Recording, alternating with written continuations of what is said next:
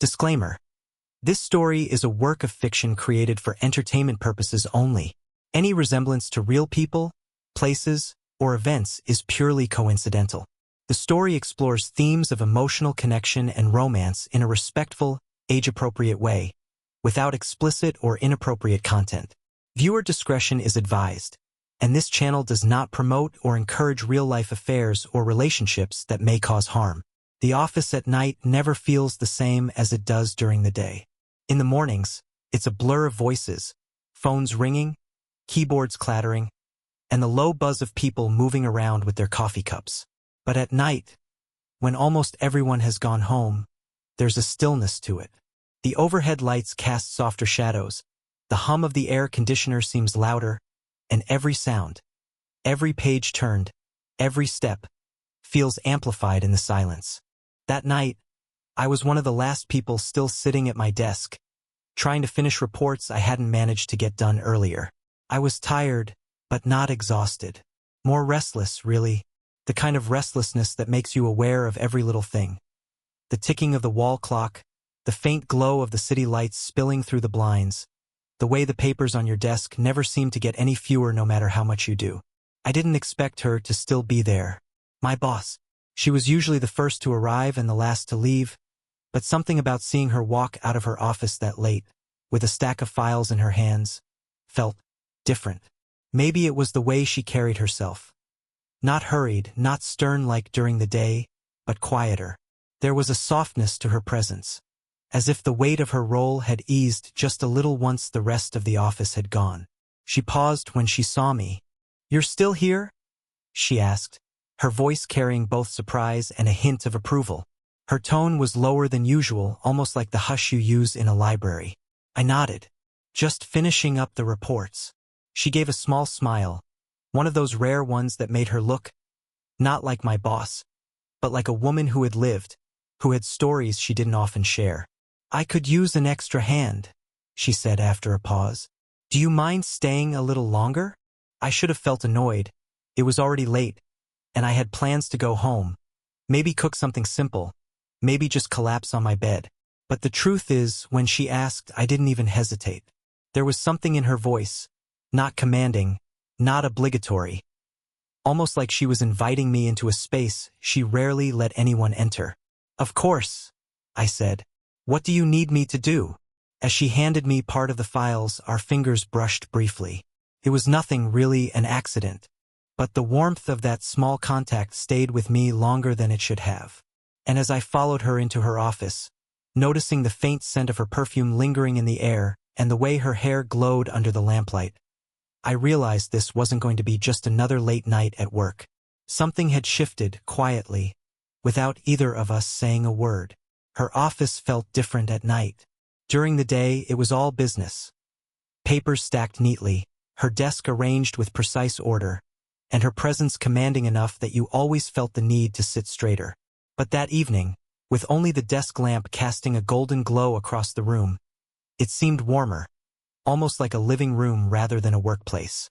She set the files down, sighed softly, and pushed a strand of hair behind her ear. "We've got a deadline coming up," she explained, her voice quieter now that the halls were empty. "I didn't want to push this on anyone else, but since you're still here, I thought maybe you could help me sort through it." I nodded. "Of course. Just tell me where to start." And so we did. For the first few minutes, it was purely work. Passing folders, cross-checking numbers, typing out notes. But something was different in the rhythm of it. Without the distraction of phones ringing or people coming in and out, the space between us seemed smaller.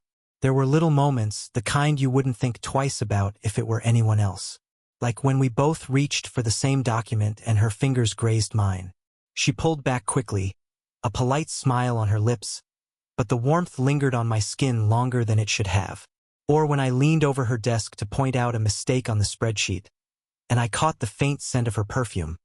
Soft, elegant, not overpowering, but enough to make me notice. At one point, she laughed. Not the polite, professional laugh she gave during meetings, but a real one, low, unguarded, the kind that makes you want to hear it again. I can't even remember what sparked it, maybe a small joke about how messy the paperwork was, but it stayed with me. That sound, in the stillness of the office, felt like it cracked something open between us. She shook her head, smiling. I don't usually keep anyone this late. I'm sorry if I'm taking advantage. I shrugged. It's fine. Honestly, it feels nice to actually talk, not just about work. Her eyes met mine then, just for a second longer than necessary. There was something in them I hadn't noticed before. Tiredness, yes, but also a kind of vulnerability. Like for the first time, she wasn't just my boss, but a woman carrying more than she ever let on. She leaned back in her chair, exhaling. You know, sometimes I wonder if people realize how much effort it takes just to keep everything together. To look like I'm always in control.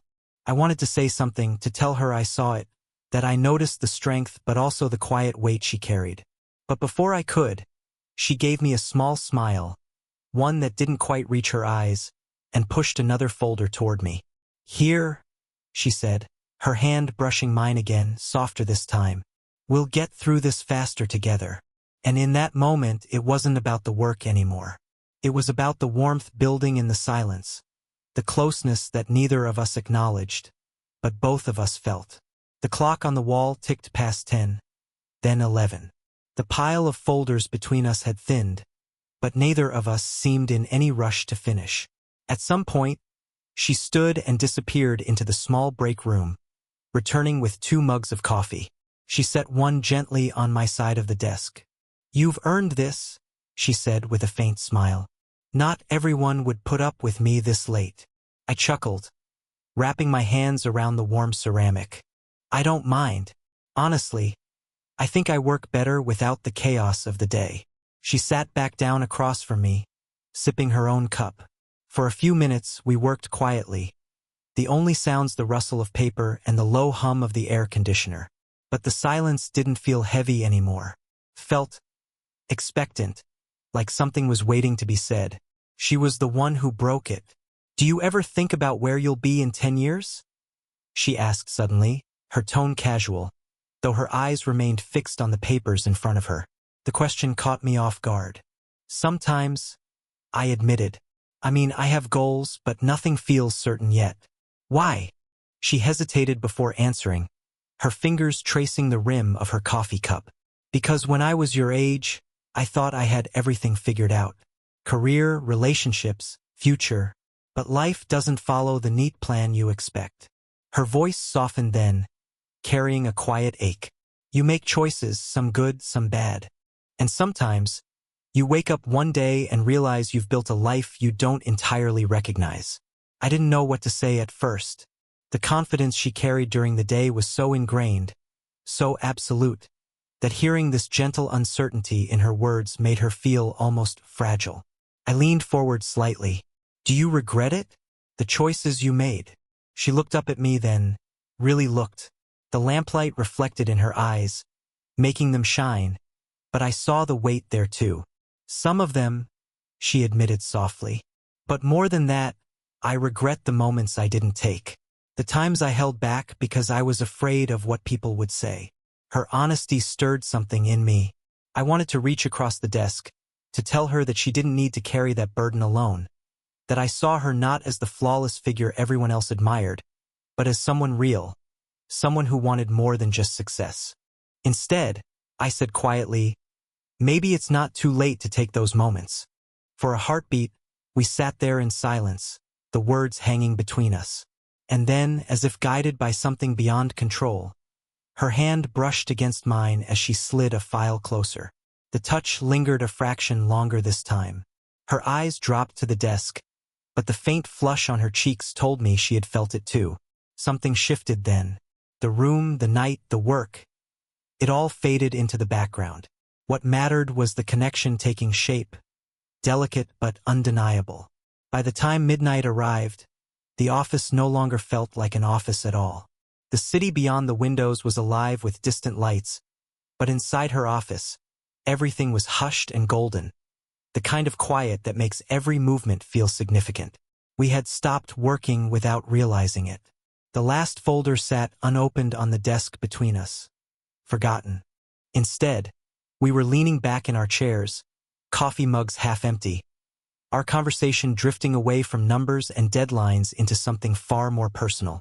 She had been telling me about the early days of her career, how she used to stay up late, chasing opportunities, determined to prove herself in a world that didn't expect much from her.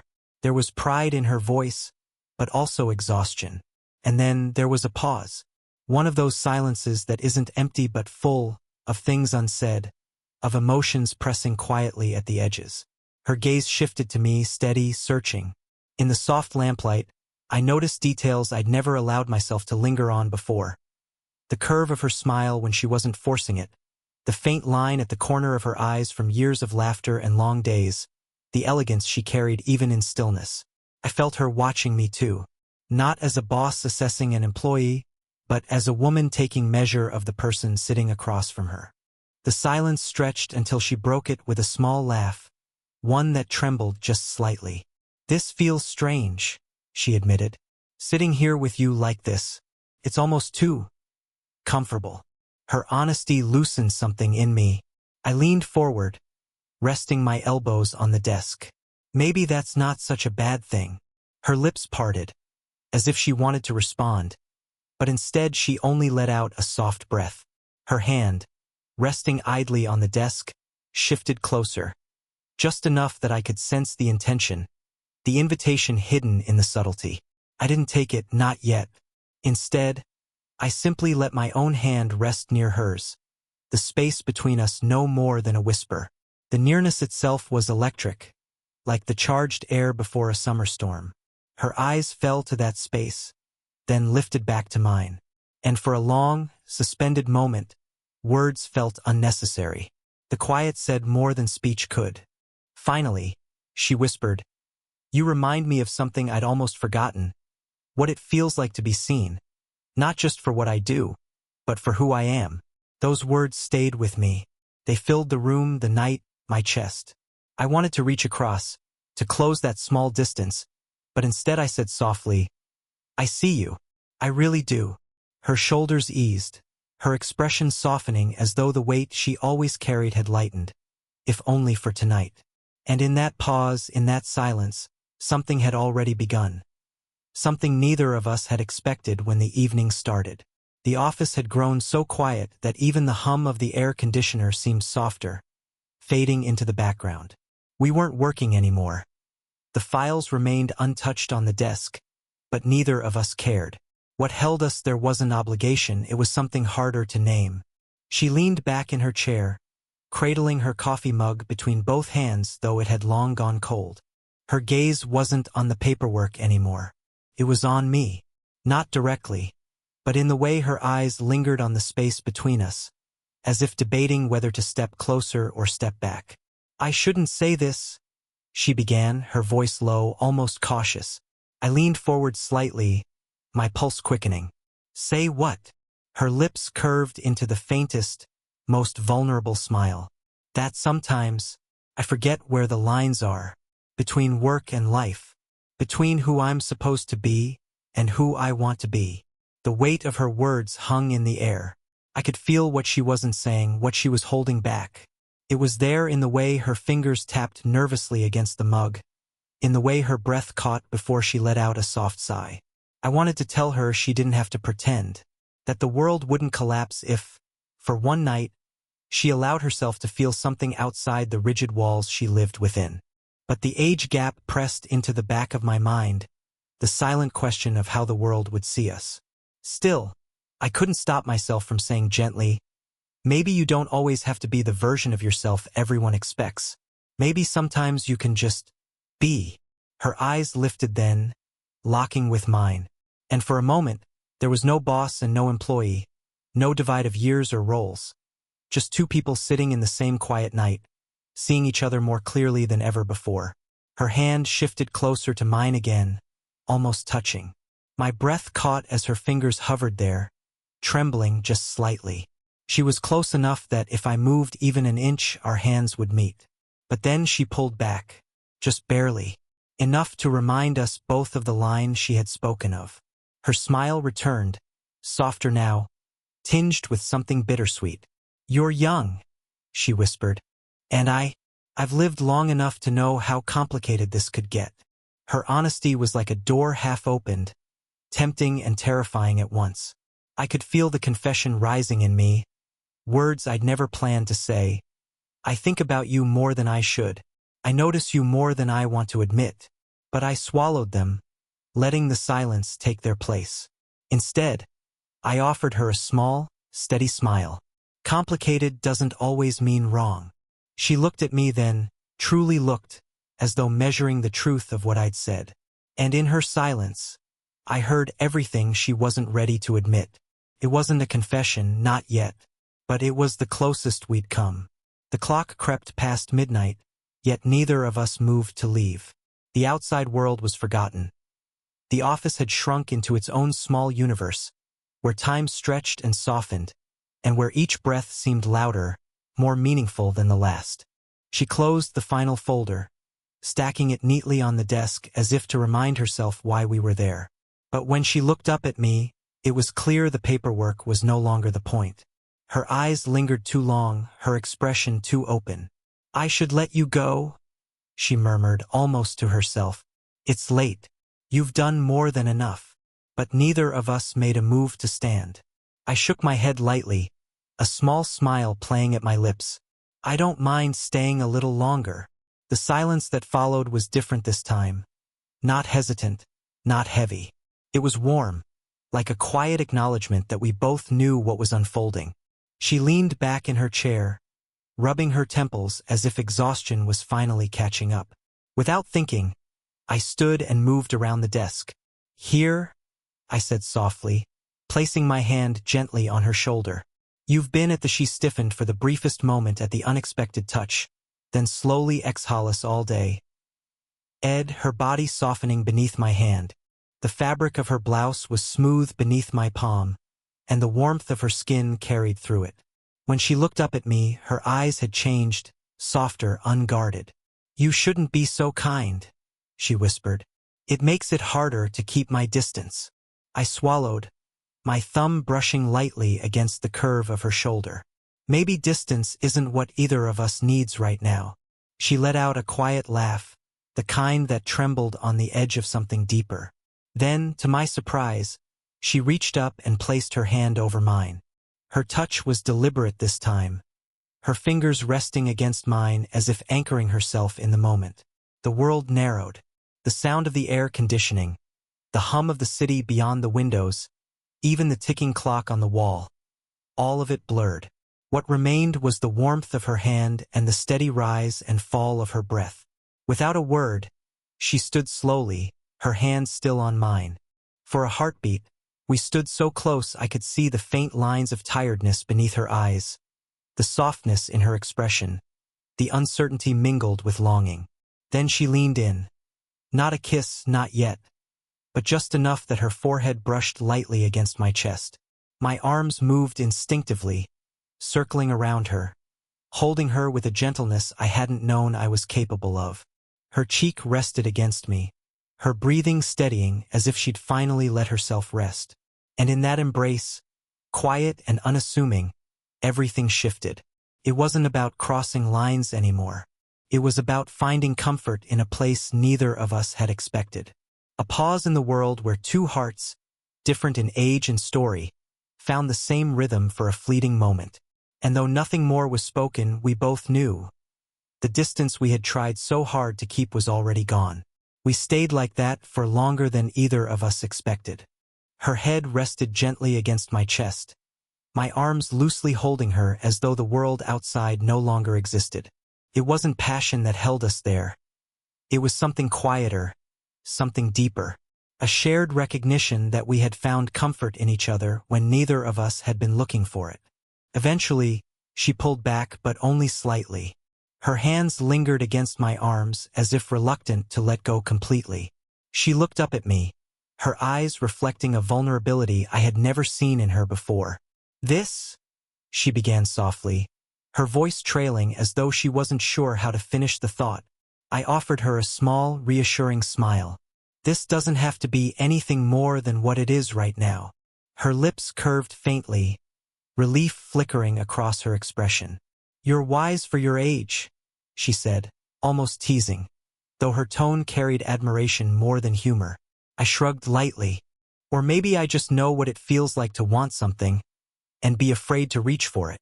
Her gaze lingered on me then, steady and searching, as though she were memorizing the moment. Finally, she nodded, the corners of her mouth lifting in a bittersweet smile. "We can't pretend this didn't happen," she whispered. "But maybe we don't have to define it yet." And I understood. It wasn't about rushing toward a label or a promise. What we had shared tonight was enough. A beginning, a reminder, a fragile thread connecting two lives that, on paper, should have remained separate. I stepped back, giving her space, though the absence of her closeness felt immediate. She returned to her chair, smoothing her blouse with a small, almost nervous gesture. I settled across from her again, the desk once more between us, though it no longer felt like a barrier. The night wound down slowly. We finished the last of the paperwork, though neither of us really cared about deadlines anymore. Every now and then, our eyes would meet, and something unspoken would pass between us. A warmth, a promise that the night had changed us both.